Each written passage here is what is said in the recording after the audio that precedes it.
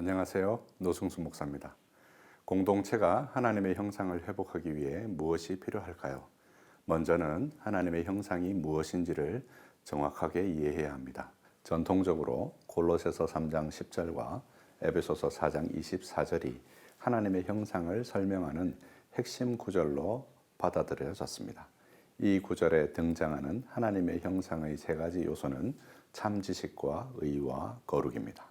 지식은 우리의 지성에 담기며, 의는 우리의 의지에 담기며, 거룩은 주로 우리의 감정에 담기는 하나님과 사람에 대한 특별한 지식과 태도들입니다. 그리고 본문을 잘 살펴보시면 이 형상은 그리스도의 형상이며 그리스도를 머리로 그와 맺는 우리의 관계를 배경으로 하고 있습니다. 바울 사도는 이 두 서신을 통해서 하나님의 형상을 회복하기 위해서 권면하는 것이 있습니다. 그 첫 번째는 참된 것을 말하라는 것이죠.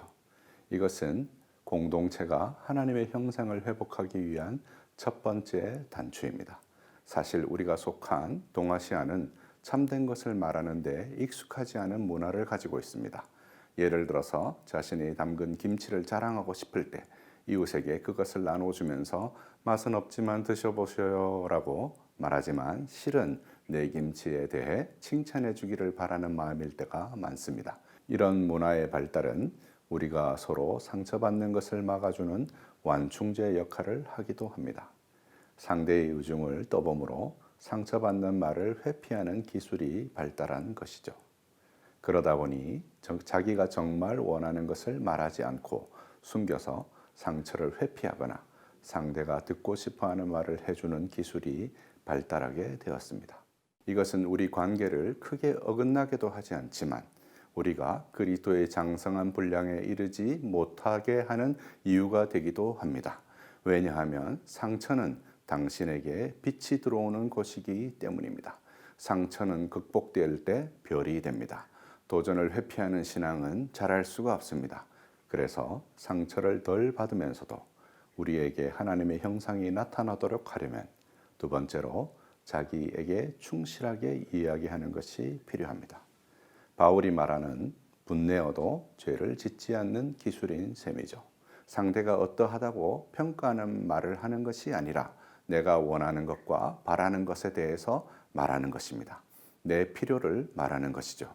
우리는 보통 평가나 판단의 말에 익숙합니다. 예를 들어서 넌 왜 이렇게 공부를 안 하니? 와 같은 말을 가족에게서 들으면 그것이 사실이더라도 상처가 됩니다. 기분이 나쁜 탓에 행동이 수정되지도 않습니다. 이런 말 대신에 공부 안 하고 있어서 엄마는 좀 속상하다라고 표현하는 것입니다. 참된 것을 말하고 있지만 내가 어떤지를 말함으로 상대는 그것을 통해 타인을 이해하게 될 뿐 아니라 자기 자신에 대해서도 이해할 수 있게 합니다. 그래서 세 번째 고려해야 할 것이 있는데 친절하게 하는 것입니다. 솔직한 것이 능사는 아니기 때문이죠. 솔직한 말이 상대를 변화시키거나 관계를 변화시키는데 효력이 있으려면 상대가 그것을 받아들일 수 있어야 합니다. 그런데 말을 듣고 기분이 상한다면 그 상한 기분 때문에 자기를 돌아볼 수 없게 됩니다. 그래서 친절하게 대하고 불쌍하게 여기는 마음으로 우리의 마음을 전할 수 있어야 하는 것이죠.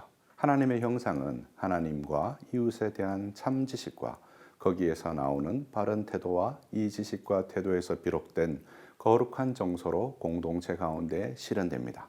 우리가 서로에게 그러한 거울이라면 상대의 모습을 제대로 비추어 줄 수 있어야 합니다. 우리가 오목거울이거나 볼록거울이라면 우리를 통해 비친 그들의 모습은 왜곡되고 말 것입니다. 무엇보다도 우리 자신이 하나님의 말씀을 제대로 반영할 수 없을 것입니다. 교회 공동체는 삼위일체이신 하나님께서 나누시는 사랑의 관계로 우리는 초대를 받은 자들입니다. 성부와 성자가 나누시는 사랑의 관계 안으로 머리이신 그리스도를 따라 그 관계를 배우는 곳이 바로 공동체인 것입니다.